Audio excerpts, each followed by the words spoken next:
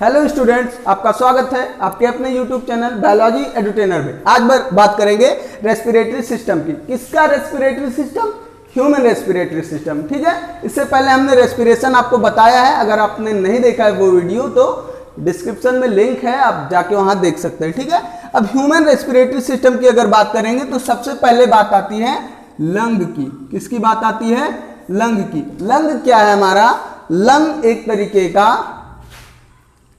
Spongy part है। कैसा part है? स्पॉन्जी। स्पॉन्जी के साथ ये क्या है? नॉन मस्कुलर है। नॉन मस्कुलर मतलब मसल से मिलकर नहीं बना है। ठीक है, इसके साथ ही साथ ये क्या है? इलास्टिक भी है, मतलब इसमें इलास्टिसिटी होती है। क्योंकि स्पॉन्जी है तो इलास्टिक होना लाजमी है। इलास्टिक के साथ साथ ये क्या है?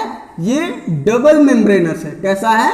डबल मेम्ब्रेनस स्ट्रक्चर है। अब डबल मेम्ब्रेनस स्ट्रक्चर मतलब क्या हुआ?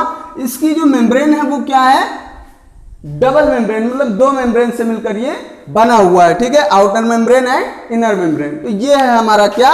लंग। ये किस में होता है? ये हमारे जो लंग्स हैं वो पेयर्स में होते हैं। ठीक है, अब पूरा जो रेस्पिरेटरी ट्रैक्ट है हमारा, जहां से पूरा वर्क फंक्शन होता है वो कौन कौन सा है? नॉस्ट्रिल है, फेरिंग्स है, एपिग्लॉटिस है, लैरिंग्स है, ट्रैकिया है, ब्रोंकी है और ब्रोंकियोल्स है। अब इसमें आपको घबराना नहीं है, एक एक करके मैं आपको सारी चीजें क्लियरली बताऊंगा। ठीक है, सबसे पहले आते हैं नॉस्ट्रिल पे। ये जो हमारा नोज है, नोज आपको दिखाई पड़ रहा है। नोज क्या है? नोज की ये जो आपको यहाँ पे दिख रहा होगा कुछ होल टाइप, दो होल आपको दिखाई पड़ रहे हैं, ये क्या है? नॉस्ट्रिल है, जिसके थ्रू एयर हमारी क्या होती है? एयर में हमारे ऑक्सीजन भी है, तो oxygen along with the air inter करते हैं हमारे कहा? रेस्पिरेटरी ट्रैक्ट में इंटर करती है। ये यहां से यहां तक जो आपको दिखाई दे रहा है इसको कहते हैं रेस्पिरेटरी ट्रैक्ट। बिल्कुल वैसे जैसे हमारा डाइजेस्टिव ट्रैक्ट था उसको एलिमेंट्री कैनाल बोलते थे, वैसे ही ये हमारा क्या है?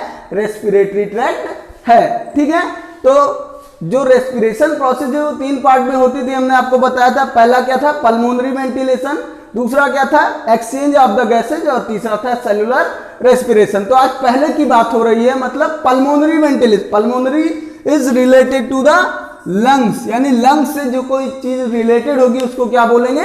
पल्मोनरी बोलेंगे। तो आज पल्मोनरी वेंटिलेशन की बात हो रही है, मतलब ब्रीदिंग की बात हो रही है। हम सांस कैसे लेते हैं वो पूरा मैकेनिज्म हम आपको आज बताएंगे, और वो जो सांस लेंगे, एयर लेंगे, वो उसका क्या होगा आगे हमारे रेस्पिरेटरी सिस्टम में। ठीक है, तो वही आज बात हो रही है। जब हम नॉस्ट्रिल समझ में आ गया, ये जो दो होल आपको नोज में दिखाई पड़ रहे हैं ये क्या है? ये है नॉस्ट्रिल, जिसमें oxygen along with the air inter करती है हमारे रेस्पिरेटरी ट्रैक्ट में। अब जब इंटर किया रेस्पिरेटरी ट्रैक्ट में तो पहला पार्ट जो है उसको कहते हैं फेरिंग्स। फेरिंग्स क्या है? एक तरीके का कॉमन पार्ट है। कॉमन पार्ट हमारे डाइजेस्टिव ट्रैक्ट का भी और रेस्पिरेटरी ट्रैक्ट का भी। ठीक है, कभी कभी आपको लगता है आपने नाक से कोई चीज ली और माउथ में आ गई। कैसे आ गई? वो माउथ नहीं है, वो आपका क्या है? बेक्कल कैविटी के बाद वाला जो पार्ट है, यानी फेरिंग्स है। फेरिंग्स क्या है? कॉमन है हमारे दोनों सिस्टम में, रेस्पिरेटरी सिस्टम में भी और डाइजेस्टिव सिस्टम में भी। अब फेरिंग्स का के बाद जो है अगली चीज आती है एपिग्लॉटिस। एपिग्लॉटिस बहुत ही इंपॉर्टेंट पार्ट है, हमारी जो फूड पाइप है और साथ ही साथ क्या? रेस्पिरेटरी ट्रैक्ट है। ये दोनों बिल्कुल अगल बगल चलती हैं। ये हमारी फूड पाइप है इसोफेगस, और ये क्या है हमारी? ये है हमारी दूसरी चीज, इसको विंड पाइप बोलते हैं, विंड पाइप कह सकते हैं। अब ये विंड पाइप जो है जिस साथ साथ चलेंगे, तो आपने जो फूड लिया है वो फेरिंग्स है, फेरिंग्स के थ्रू यहां भी तो आ सकता है, या वाटर जो लिया है वो यहां भी तो आ सकता है, यानी विंड पाइप में भी तो आ सकता है।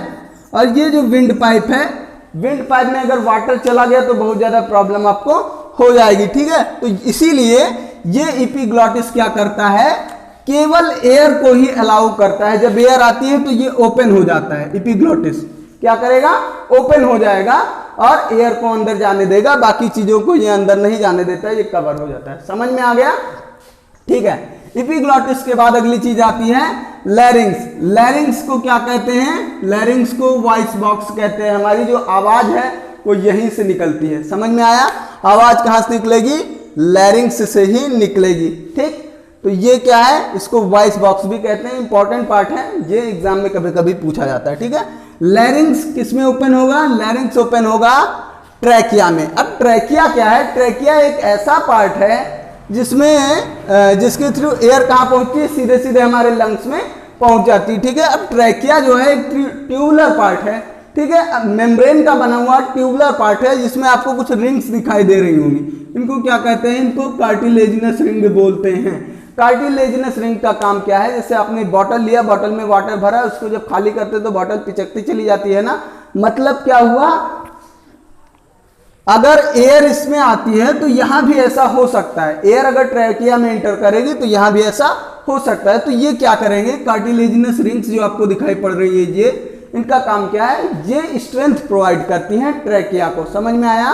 ठीक, इसके शेप को ये चेंज होने नहीं देती हैं। अब ट्रैकिया के बाद जो आता है वो आता है ब्रांकाई, यानी यहाँ से स्टमक वाला यहाँ से लंग्स वाला सिस्टम जो है वो पूरा शुरू हो जाता है ट्रैकिया से ही। और ट्रैकिया जो है, जो राइट हमारा लंग है वो 3 पार्ट के ब्रांकाई में डिवाइड होता है, और जो लेफ्ट पार्ट है वो 2 पार्ट के ब्रांकाई में डिवाइड होता है। ठीक है, अब ब्रांकाई जो है वो आगे किस में फर्दर डिवाइड होते हैं, ब्रांकियोल्स में डिवाइड हो रहे हैं, ये आपको दिखाई पड़ रहा है।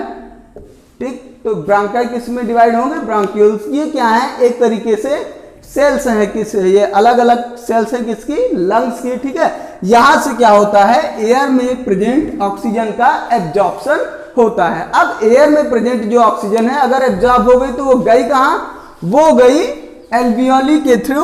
कहां, किसके थ्रू, एल्वियोली के थ्रू कहां गई, ब्लड में पहुंच गई। अब ये एल्वियोली क्या है, एल्वियोली अपने आप में क्या है, एल्वियोली जंक्शन है। किस चीज का जंक्शन, रेस्पिरेटरी सिस्टम और साथ ही साथ सर्कुलेटरी सिस्टम।